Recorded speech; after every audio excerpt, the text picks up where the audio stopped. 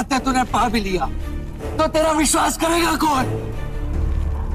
तू बुद्ध के सिंहासन पर बैठ, इतना अहंकार तुझमें जागा कैसे है?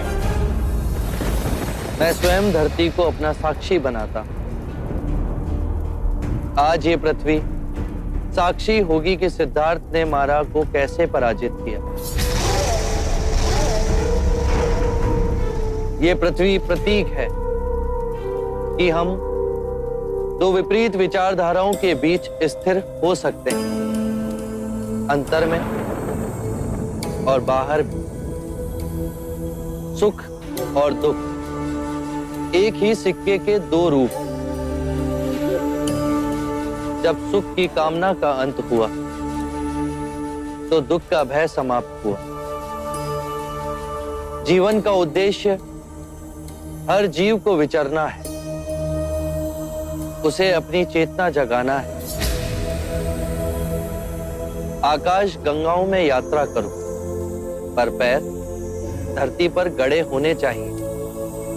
मैंने पा लिया है सुख दुख, रात दिन, अच्छा बुरा, मन और माया का खेल, परंतु उसके बीच एक मध्य बिंदु है, वही जीवन का स्रोत है और वो हर मनुष्य की चेतना में, कहीं बाहर नहीं।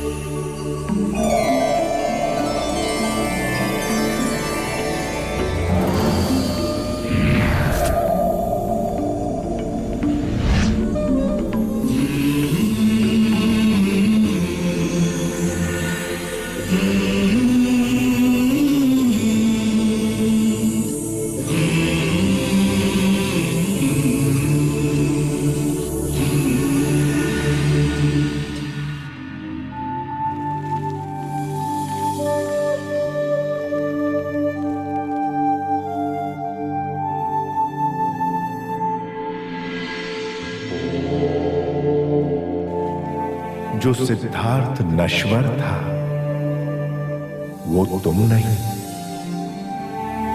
तुम बुद्ध हो, अविनाशनीय बुद्ध। बुद्ध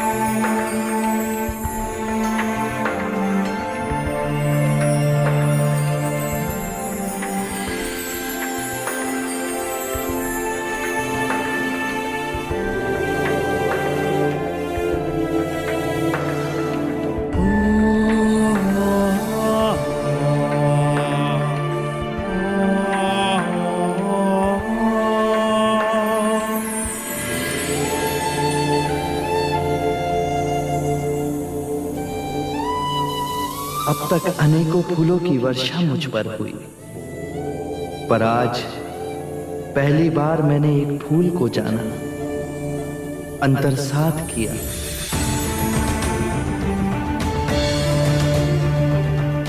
मैं जाग गया तो पूरी प्रकृति ही बदल गई। आज इतनी सघन शांति है, जैसे अंतर के नीले आकाश से विचारों के सारे बादल छट गए। मैं भी तुम्हारी तरह स्वच्छंद हो गया। टूट गए सारे बंधन, मिट गए वो अंधेरे जिनमें इतने वर्षों भटका। गहरी नींद में सोया था और अब जाग गया। यदि मैं जाग गया तो सारी मनुष्यता भी जाग सकती है। सब जाग जाएं तो पृथ्वी पर शांति और सुख का नया अध्याय शुरू होगा।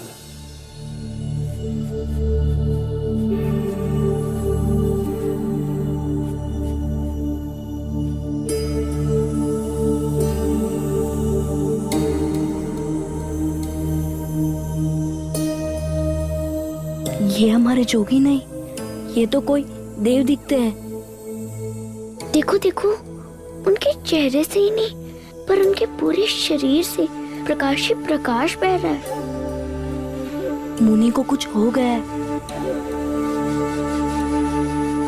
हे वृक्ष, जैसे माँ अपनी कोख में एक बीज को संभाल के उसे एक नया जीवन देती है, उसी प्रकार तुमने मुझे एक नया जीवन दिया।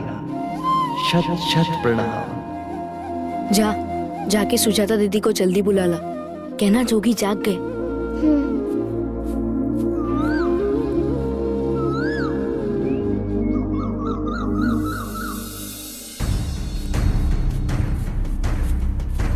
दीदी, दीदी, क्या हुआ? दीदी जोगी को कुछ हो गया है। क्या हुआ उनको? दीदी उनका चेहरा पीला हो गया है और उनके आसपास इतना प्रकाश है, उन्हें कुछ हो गया है। हे ईश्वर, कहीं फिर अस्वस्थ तो ना हो गए? जल्दी चल।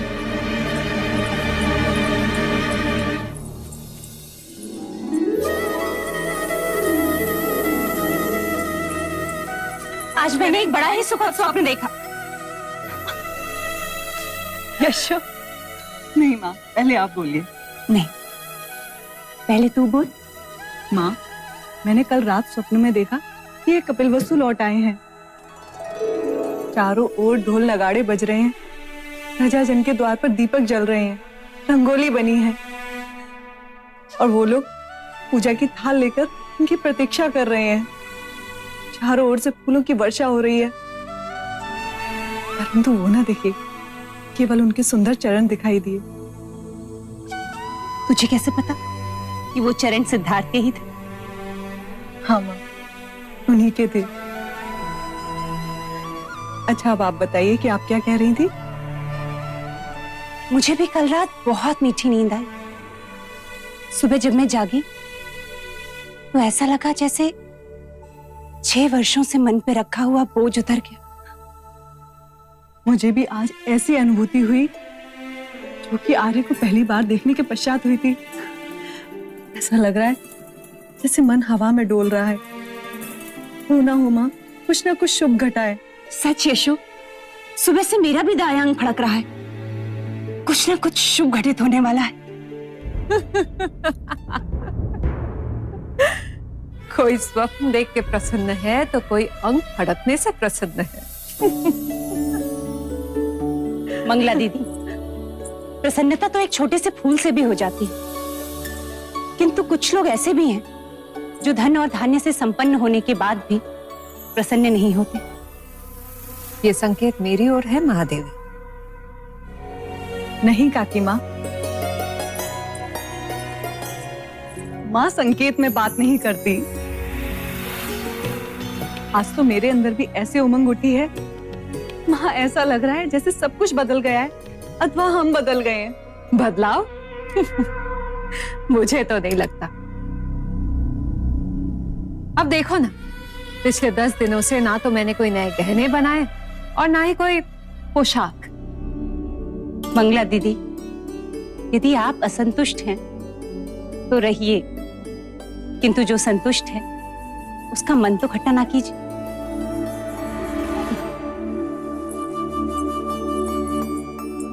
पता नहीं क्यों आज हर क्षण मैं इनकी ओर खींची जा रही हूँ माँ। अवश्य ही सिद्धार्थ की कोई शुभ सूचना आने वाली है।